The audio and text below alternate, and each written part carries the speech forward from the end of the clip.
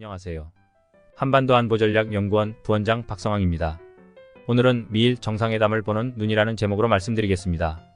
일본 기시다 후미오 총리는 9년 만에 국빈 자격으로 미국을 방문하여 융숭한 대접을 받고 4월 10일 바이든 대통령과 정상회담을 개최했습니다. 양국 정상은 국방과 안보에서 일심동체의 협력을 약속했고 대만 해협 문제에서 중국에 공동으로 대처하기로 했으며 우주 반도체 AI 에너지 분야에서 첨단 기술과 공급망 협력을 강화하기로 하는 성명을 발표했습니다. 9년 전 아베 총리와 트럼프 대통령이 발표한 공동성명을 웃도는 유대관계 강화를 약속한 것입니다. 한미동맹의 한 축인 미국과 이웃나라 일본의 정상회담은 언제나 우리에게 초미의 관심사입니다. 양국의 협의 결과가 항상 우리에게 긍정적인 것은 아니었기 때문입니다. 카츠라 테프트 회담, 샌프란시스코 강화 조약을 둘러싼 미일 협의 등은 한반도에 부정적 영향을 미쳤다는 역사적 사실을 잊지 말아야 할 것입니다. 현재 지구촌에서 두 개의 전쟁이 진행되고 있고 대만 해협의 긴장이 지속되고 있는 가운데 양국은 모두 1년 이내에 큰 선거를 치러야 하기 때문에 어느 쪽이나 편안한 입장이라고 할 수는 없습니다. 이런 시점에 국가 정상이 국빈 방문하여 심도 있는 회담을 가진 것이 과연 어떤 의미가 있는지 확인해 볼 필요가 있을 것입니다. 첫째, 미일 동맹을 최고의 단계로 제도화시켰다는 점입니다. 이미 미일 동맹은 수차례의 개정을 통해 지구상에서 가장 강력한 협력 관계를 이루겠습니다. 그러나 지구촌의 불안정이 점차 고조되어 서태평양 지역과 일본의 안전보장에 영향을 미치게 되었습니다. 또한 트럼프가 차기 대통령이 될지도 모른다는 불안감에서 일본은 미일 동맹을 한 단계 업그레이드하고 미군과 일본 자위대의 지휘통제의 연계를 강화해 두려는 것입니다. 뿐만 아니라 북한에 지속되는 핵미사일 위협을 의식하여 미사일 탐지 추적 요격을 위한 미국-일본 5주 간 미사일 방어체제 구축 작업을 구체화했습니다. 이번 정상회담은 양국만의 회담에 그치지 않고 다음날 미국, 일본, 필리핀 3자 정상회담으로 발전했습니다.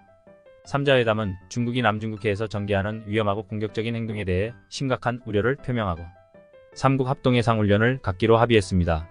또한 같은 날 미국과 뉴질랜드 외교장관은 회담을 갖고 뉴질랜드가 미국, 영국, 호주로 구성된 안보협의체인 오커스와 미국, 인도, 호주, 일본으로 구성된 쿼드에 실질적으로 참여하겠다는 내용의 성명을 발표했습니다. 이미 오커스에 일본을 최우선으로 가입시키려는 움직임이 가시화되고 있고 일본도 AI, 극초음속 등 첨단 기술을 공동 개발하는 필러이에 합류하기로 했습니다. 결국 이번 미일 정상회담을 전후하여 이러한 큰 틀의 안보협력 체제가 구체화된 것입니다. 둘째, 양국의 협력 관계가 외교 안보에 국한되지 않고 경제는 물론 우주과학 첨단 기술 공급망 협력으로까지 확대되었습니다. 미국인 다음으로 일본인이 가장 먼저 달나라에 상륙한다는 계획은 상징적인 이벤트에 불과하고 양국은 반도체와 AI는 물론 자율무기 극초음속 전자전 등 다양한 분야에서 공동개발을 위해 긴밀히 협력하기로 했습니다. 셋째, 양국 정상이 개인적으로 아주 중요한 시기에 접촉함으로써 정치적으로 플러스 효과를 거둘 수 있다는 것입니다. 바이든 대통령은 트럼프 전 대통령과 힘겨운 경쟁을 하고 있는 가운데 미국 사회에서 신뢰감을 쌓아온 최고 우방국 일본의 총리와 회담하여 외교적 성과를 거양했습니다. 한편 기시다 총리는 자민당 주요 파벌 간부들의 정치연금 유용 사건으로 20% 안팎의 낮은 지지율로 고전하고 있고 야당의 지속적인 공격이 예상되는 가운데 정치자금규정법 개정이라는 어려운 숙제를 안고 있습니다. 또한 거세지는 중의원 총선거 여론도 잠재워야 하고 9월에는 자민당 총재선거를 앞두고 있어 자신의 장기인 외교 무대를 화려하게 장식함으로써 국내 여론을 유리하게 전환시키고자 하는 의도도 있습니다. 이와 같은 분위기에서 이루어진 양국 정상회담에 대해 우리는 어떤 시각으로 바라보아야 할까요? 첫째, 미일 간에 합의한 구체적인 협력 내용을 상세하게 파악해야 합니다. 정식 외교 채널을 통해 정상회담의 내용을 구체적으로 전달받아야 함은 물론 정보협력과 정보활동 등을 통해 정상회담을 추진한 의도와 공개되지 않은 합의 내용을 파악할 필요가 있습니다. 특히 이번 정상회담에서 향후 일북 간의 접촉에 대한 미국 측의 양해가 있었고 이를 계기로 일북 정상회담을 포함한 각종 논의가 본격적으로 추진될 가능성이 있습니다.